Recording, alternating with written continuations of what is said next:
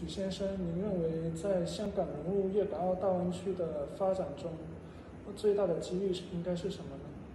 喺大灣區發展入邊，香港最大嘅機遇就係可以開拓香港嘅市場，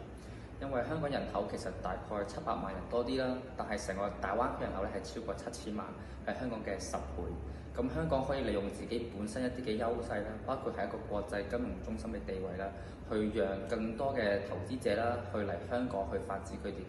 嘅公司啦，或者一啲嘅商機啦，從而都係令到香港喺一個大灣區入邊咧有經濟嘅增長。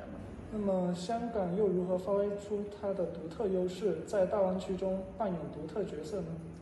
香港係一個高度開放嘅城市啦，有一個完善嘅法律制度啦，同埋良好嘅營商環境啦。咁所以其實都一直吸引到唔少嘅投資者願意喺香港去設廠啦，去投資開公司嘅。除此之外咧，其實香港咧係有好優越嘅地理嘅優勢，係一個物流貿易嘅一個嘅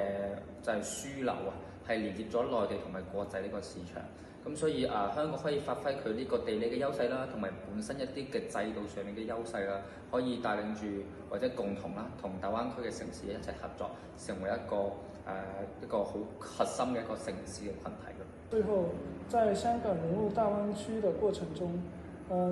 香港又面臨何種挑戰？你認為應該如何解決這些？香港其實喺融入大灣區都面對唔少挑戰嘅，就包括可能係各個城市之間嘅文化差異啦。始終香港嘅文化都比較獨特嘅，咁所以都有機會去同內地係會有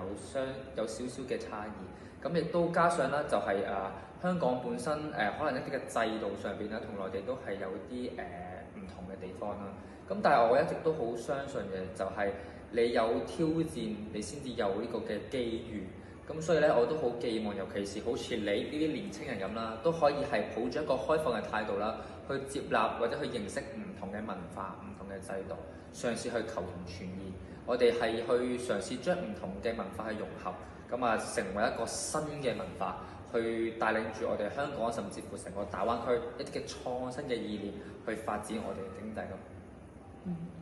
感謝許先生給我們帶來的精彩回答，謝謝你。